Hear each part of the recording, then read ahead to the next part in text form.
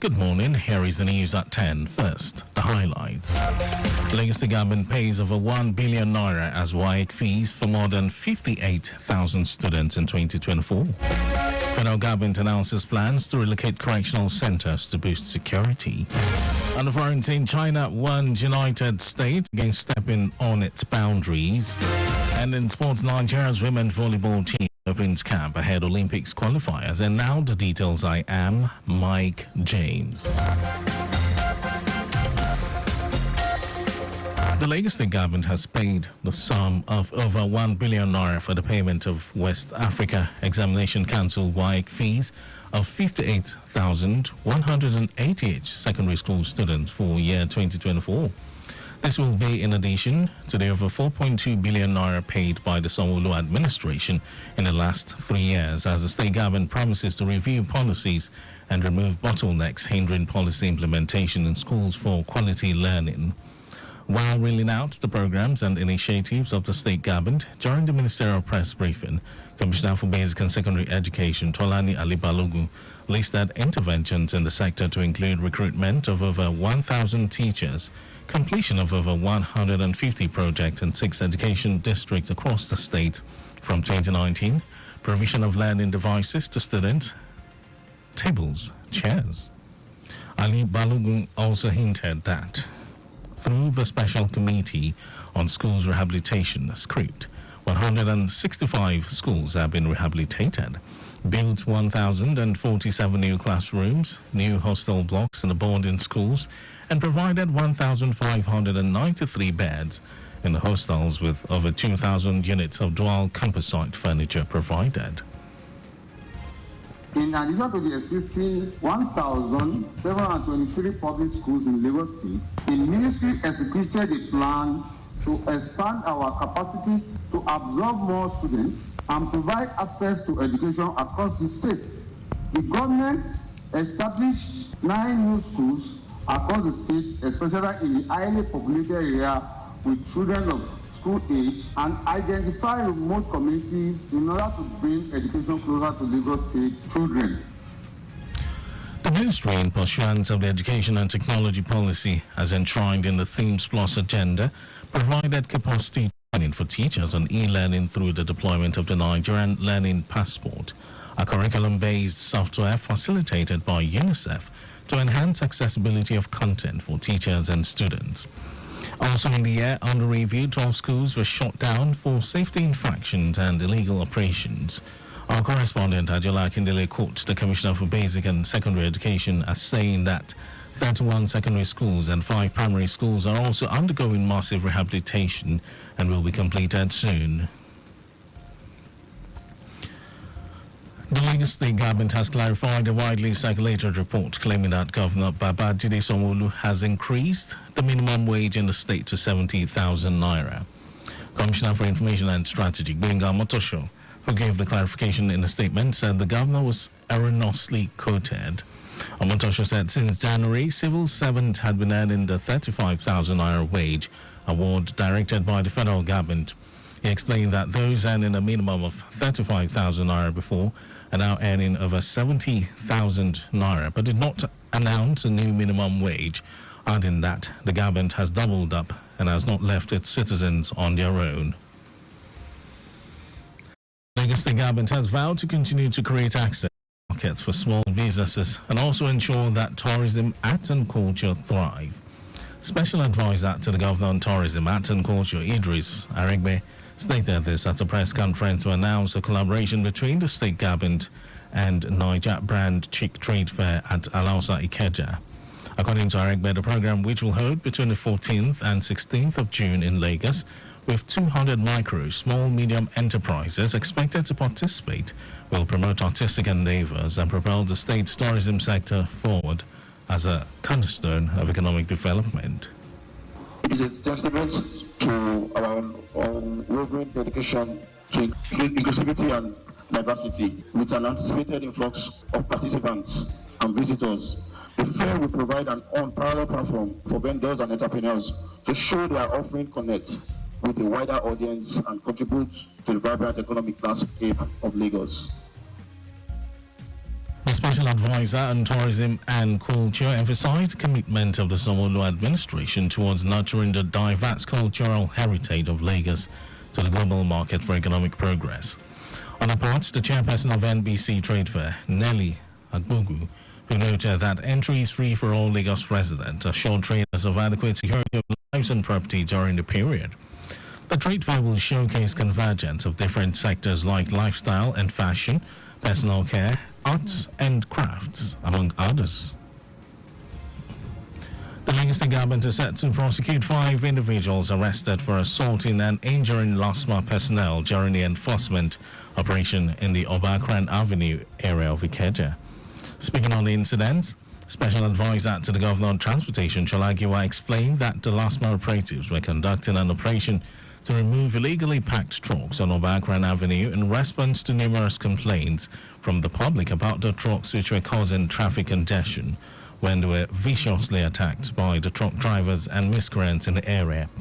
He added that despite LASMA operational vehicles being vandalized, 54 trucks were successfully evacuated during the enforcement operations to decongest the road and ensure the free flow of traffic movement.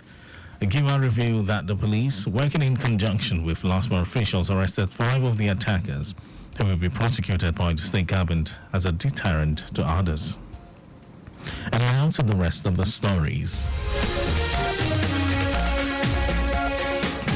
The Minister of Interior Olubunmi Tunji Ojo has announced that the government will relocate a lot of correctional centers to create better space, security and infrastructure. Tunji Ojo made the pledge when he visited Suleja Medium Security Custodial Center, where 119 inmates escaped following a rainstorm that damaged the facility on Wednesday. The minister said it is imperative to relocate a lot of the correctional centers to a conducive environment.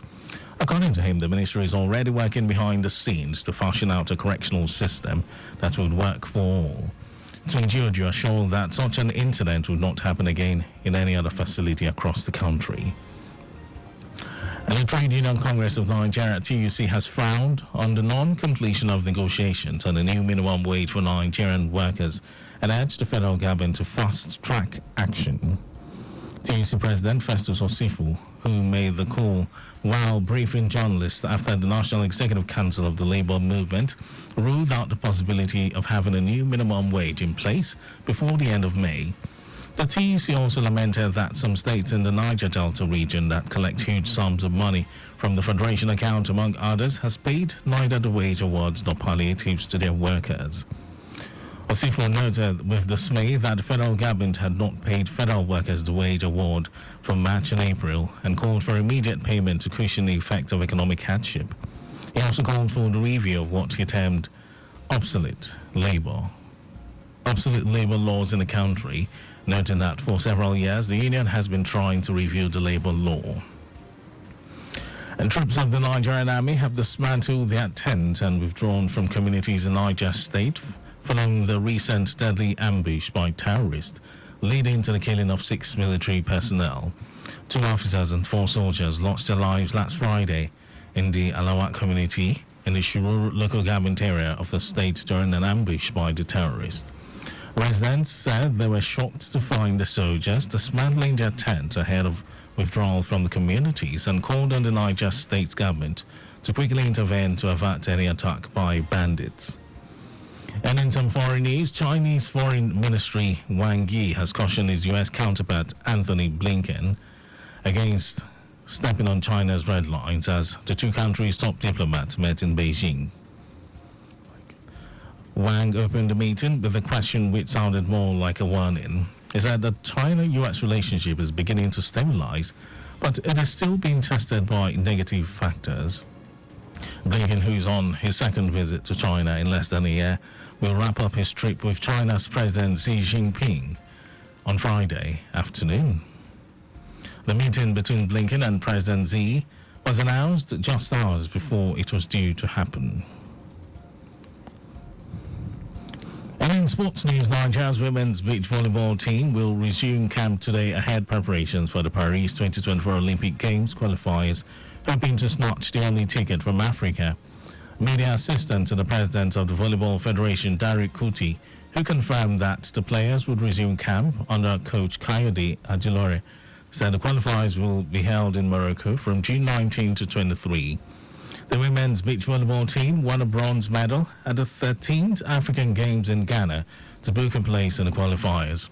Host nation France were automatically granted one out of the 24 spots, while the United States winners of the 2023 Beach Volleyball World Championships also secured one spot.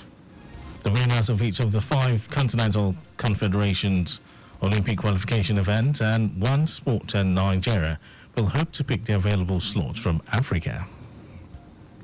And that was our news at 10, but just before we go, speed thrills but kills.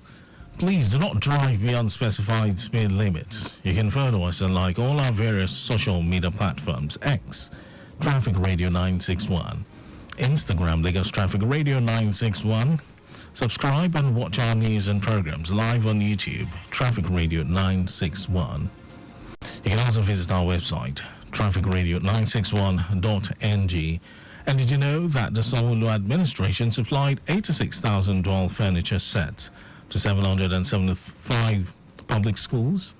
Well, you can get more details. It's on the Lagos State Government website. And to end the news, here are the highlights of the major stories.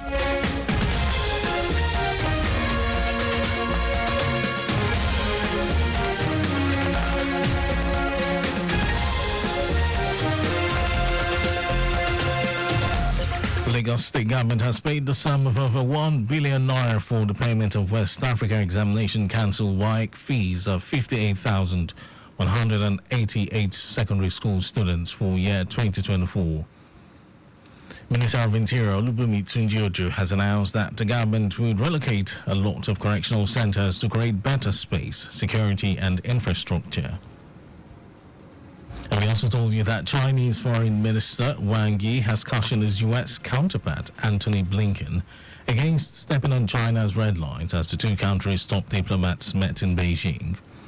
And then in sports, Nigeria's women's beach volleyball team will resume camp today ahead preparations for the Paris 2024 Olympic Games qualifiers, hoping to snatch the only ticket from Africa. And for contact with the newsroom, send a message to info@trafficradio961.ng. That ends the news broadcast. This was compiled by Abiola Fagbalagun. Thank you for listening, Lagos. My name is Mike James. Good morning.